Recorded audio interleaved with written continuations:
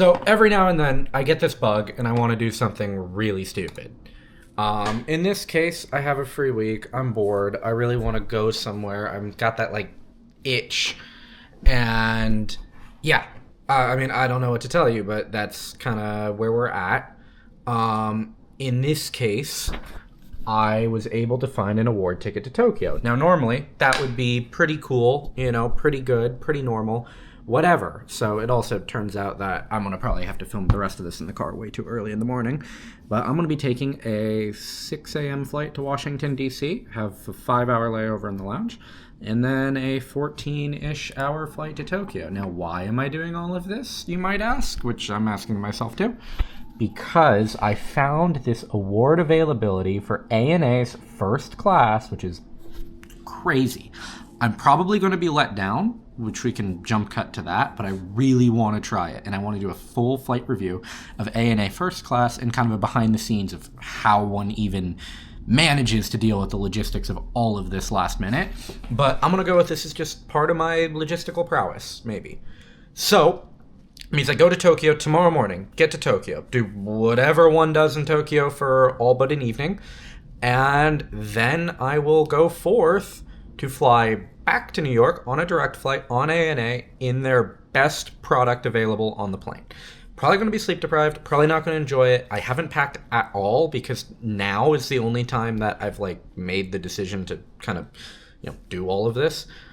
But I got to deal with that, figure out what camera gear I need to shoot it, and then I've also gotten into film, which is like a whole nother saga, but this is a Hasselblad X-Pan, and it shoots these really cool, really wide film negatives, and I really want to take it with me to go shoot film in Tokyo. So I'm going to, now that I am going to Tokyo.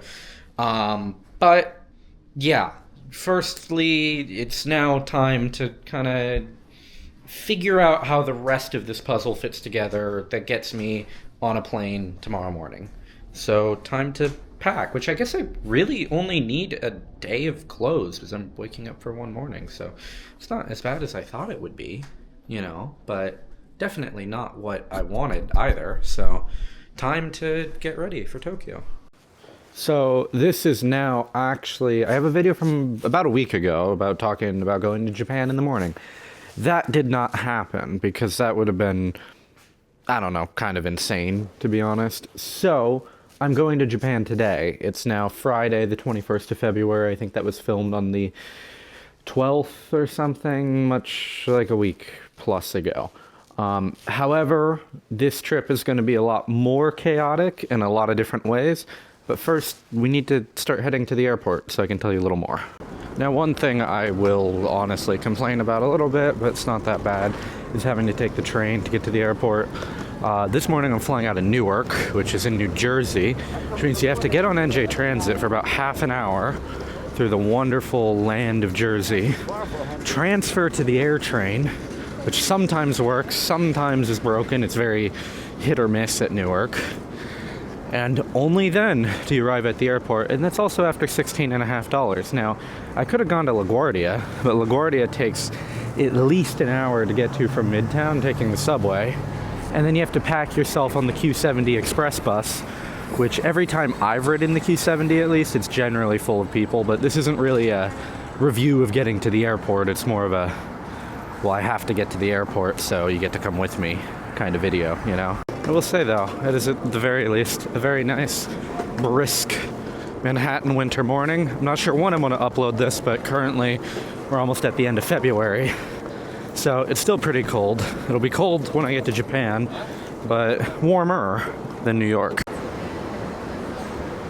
Now I descend into the bowels of Penn Station in search of my train. Luckily made this 9:19 train. This next train isn't for about another 20 minutes, but in any event, I'm going to Newark. So I'm not going to Tokyo. I'm actually going to Toronto. Now maybe I explained this or not, but I have a flight back from Tokyo that's direct to New York. That one's free, but I had to get myself to Tokyo to take this free flight. So I have an Aeroplan ticket because Aeroplan is a transfer partner with Amex. I don't want to go into a whole point spiel, but I was able to get business class availability to Asia.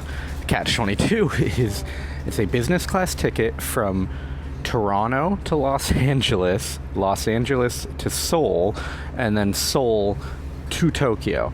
Now, to most people, that would sound awful, but it's 75,000 Aeroplan points and all in business, and it means I get to try Air Canada's premium-ish first-class business product going across the country, which in any event, I would have probably had to get myself to the West Coast. And if I booked my own ticket, it would have been United Economy. This is Air Canada Business First, I'm not sure, so we can kind of get a review out of that. Then it's for business class on Asiana's A380 to Seoul. I like A380s. I've never flown Asiana internationally outside of Korea, Japan, so that'll be cool. And then Asiana's product on their A321neo, I think it's the 321neo at least, into Haneda. So it's a lot of roundabout, but it's 2 airlines, 3 different products, and all business, so I'm looking forward to, trying it out, especially the flagship route to Seoul. And one of my little things I've been trying to do is fly on every Star Alliance A380. So far, I've done Singapore Airlines, Lufthansa. I just need to get down Asiana, and that'll be all of them, as I think Thai retired theirs. But, any event, it's now off to the airport on the train.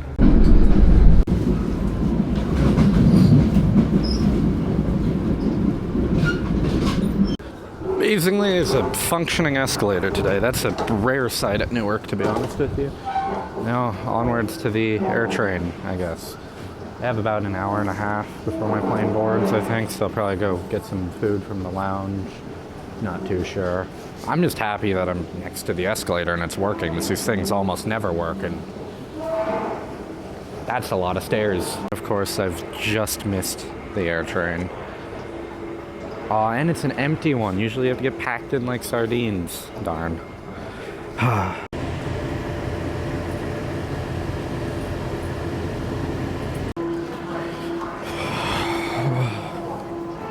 Rather surprisingly, only about 45 minutes, I think, from my apartment to the airport today, which is pretty good, all things considered. Hopefully TSA is better. Doesn't look very busy whatsoever. Say this much, coming to the airport at this time of day, rather relaxing, rather chill, much better than later in the day. I haven't flown out of Newark in about a month or so, because I spent most of didn't film any of it, but I spent like a month and a half in Europe over the winter and pretty much ping-ponged around the European Union, and then came back, and I haven't flown anywhere since then, which has been nice, because usually I end up flying way too much. So, instead, now it's just a simple little flight to Toronto, and I got plenty of time. So this way is off to the lounge, and I'll go get some food and do a little bit of work. That's something new. They've closed off half the lounge. That's new. Used to be an area you could go into. Interesting. United be making some changes, it seems. Or no, just... Okay, I guess they just closed it off for claiming they didn't make any changes. Horribly amazing to write home about with any of these United lounges. I mean, they've got like a whole bunch of seating area. I have a booth, which is nice, so I can get some work done. They've got, decent selection of breakfast sandwiches, drinks. Probably the best part is they have a coffee bar, so if you want iced coffee, you can go get that. I really wanted to get some shots out the window here, because it pretty much looks directly into Manhattan. But they have the shades down, so I can't seem to, really do that. But, it's good. Just eating some food, doing, whatever. So, yeah, my flight board's in like 45 minutes. I'm just going to have some snacks, keep working, and enjoy the rest of the lounge. I do have 5 hours in Toronto, so it's going to be interesting to see what I end up doing now. I spent slightly too long in the lounge having an absolutely lovely chat with one of the ground staff here at Newark. Super fascinating hearing stories of people who've worked at the airline for a long time, talked about trains in Europe and Japan.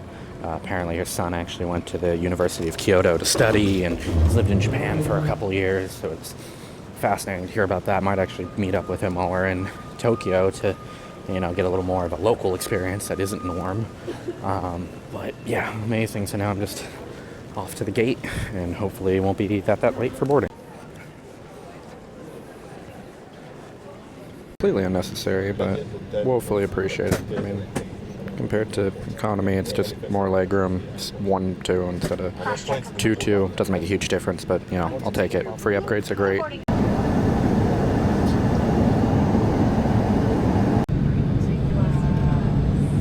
Normally I'd say something, but I'm in a window seat, so there's not much to show. I mean, a aisle seat, so there's not much to show. But in Toronto, time to figure the rest of this layover situation out. So off the plane finally, here in Toronto. Have like 5 hours. There's an earlier flight to LA that has 3 seats on it. Maybe I can get on that. Probably not. It'd be nice because otherwise I'm just gonna be sitting here for 5 hours. But we'll see. Got to go through customs and go out to check in because it's a whole lovely process since I have to enter Canada to deal with the Air Canada flight.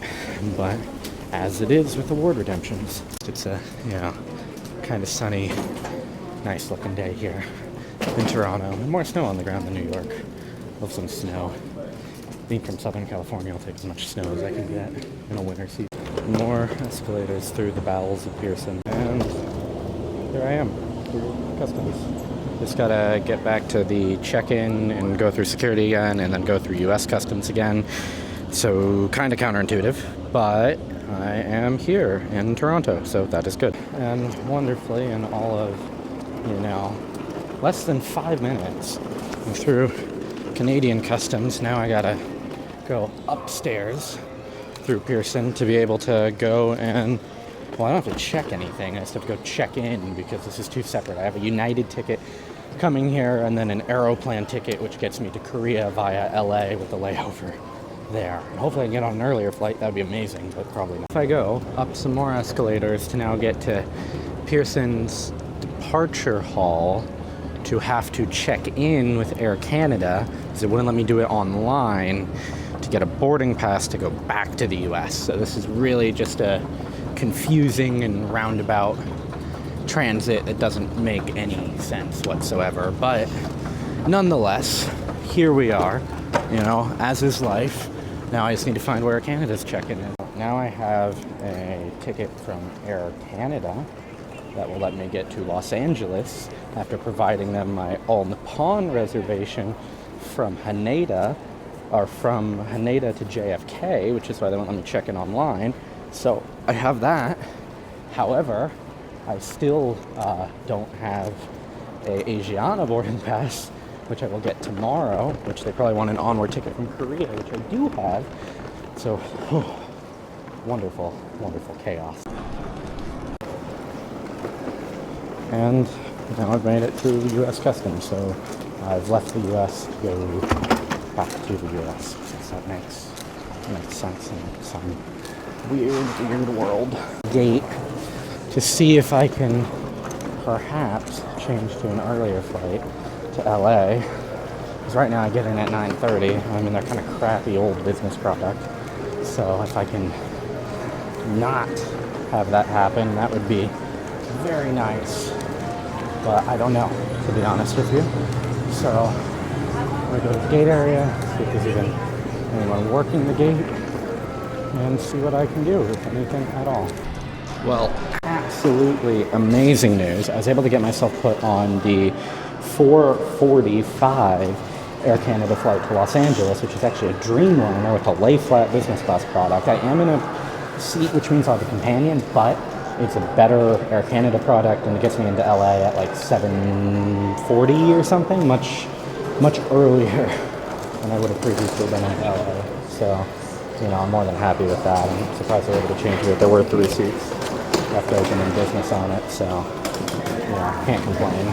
Nonetheless, so now it's off to the Air Canada lounge, which I don't think is amazing here in Pearson, but I'll take what I can get, I'm not that hungry, but I will take a gander at the food and drink assortment. It doesn't seem to be anything too crazy. And they've got green coffee machines, self-serve beer, and a little bit of a food bar.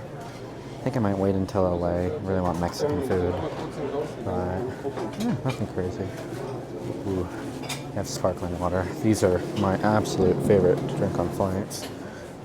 Okay, that's like a decent assortment of liquor and all that. I've just been here for about an hour now. I'm super happy they put me on that earlier flight. It'll be a lot more interesting to show you guys because it is this flagship Air Canada business suite, which is a lot better than what would have been just domestic first class on the 737 MAX 8. So I'm just gonna sit down, do some work, maybe have a little, you know, nibble with some food and kind of move on with my day. Ended up just going with some wine and pasta, you know, as long as get some work done, bored in like an hour. Go be at the duty-free though. I'd love to get some Canadian snacks on the way back, but yeah. No, simple. Slayover. Don't really want to be in Toronto, but have no problems with it. It's a nice airport, easy transit through, good customs experience. 10 out of 10 would recommend. Now, off to the US gates. I spent like an hour and 45 minutes in the lounge. I have been requested to go get some Canadian snacks of some kind, so I want to see if I can find any, first of all. I've been requested to get all-dressed chips, as well as some kind of candy bar I've never heard of before. So I'm going to go in search of those and then get on the flight. I'm very happy to be leaving Toronto earlier than anticipated. Okay, thus far I've been unsuccessful in finding anything that would be considered remotely, you know, snackish, or at least as quantities more than one. So I gotta continue on further. My gate is apparently 65, which is right over there. But my goal is going to be trying to find a duty-free that's bigger and actually sells like, you know, big candy bars and big bags of chips, or, you know, all that kind of stuff. Because there's no point in me bringing some tiny bag of chips all the way to Japan. It's gotta be like a big size of all-dressed Ruffles. So looking for all-dressed chips, candy bar, and maybe a bottle of Canadian wine, if I can find it. Unfortunately, in this tiny pre-clearance area, stores like that, Relay, or whatever they're called behind me, and there's another Relay up there, seem to be about all that there is in terms of like, you know, how do I put it, like snack things, and it's only like tiny quantities for, you know, $8 for a chocolate bar kind of thing. Nothing that I actually, you know, too much money for too little. So unfortunately, I'm out of luck. And I only had the tiny like Lay's of all dress, so I wasn't gonna do that.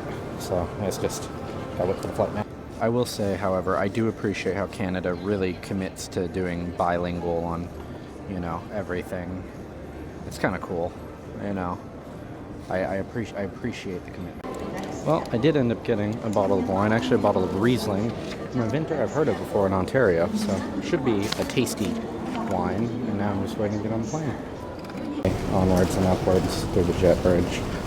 I'm a little sleepy. I can't sleep yet. I'm very happy I got to LA earlier though, because I can go around to my favorite Mexican place and get some burritos and see some family or whatever. My original flight I was on got me until like 10:30, so I'm going to take an earlier flight. It's also got their way better product on the Dreamliner.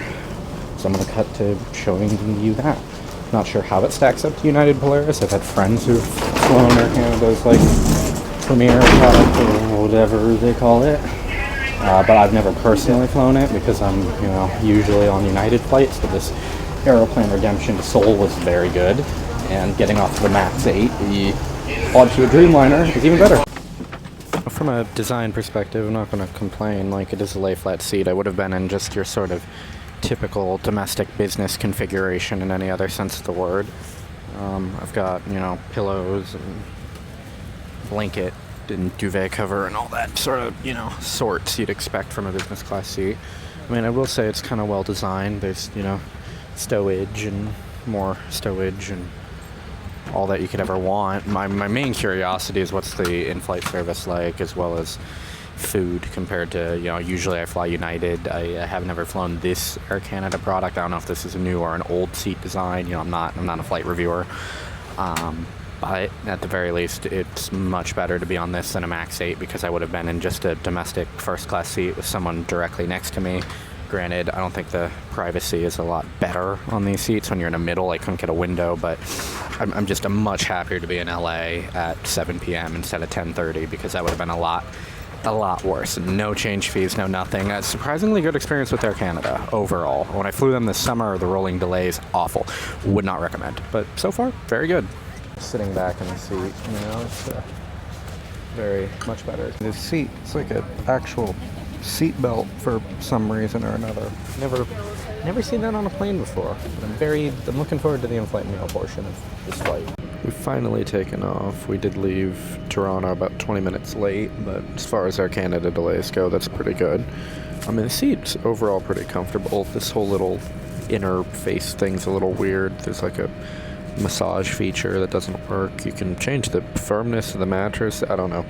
Honestly, I prefer buttons more than screens because screens break and don't work that well, but you know, overall, no complaints. I'm very, very happy to be in this little pod opposed to 737 MAX 8 for, well, number of reasons, as you can imagine. So one point of potential contention I've noticed is the IFE seems to be very old and very slow. This plane's from 2014. I think the IFE might predate that by just a touch, perhaps. But oh my gosh, it's slow. I'll have to insert a clip of it because I didn't bring the camera into the bathroom, so it's a little weird. But there's a window. There's a Dreamliner dimmable window in the toilet. And I think the last time I've been on a plane with a toilet with a window was like Lufthansa first on the 747 or Air New Zealand on their Dreamliners. I haven't seen it on a US airline, I don't think, ever before.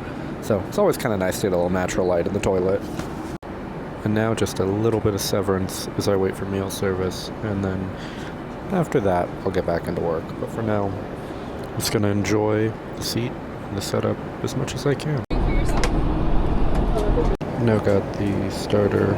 Not sure what all that is, but looks tasty. Little tiny pita, some salad, dressing, all that. Should be a wonderful and tasty dinner. We'll say it does look better than the food on United. Almost every other airline does food better than United. Very excited for Asiana's food tomorrow. They've served me this bread. Oh my god, probably one of the best pieces of bread I've ever had. But very, very good. It looks like real food. Let me know in the comments, do you think it looks like real food? Because I think it looks like something you'd get at a restaurant, and I'm impressed.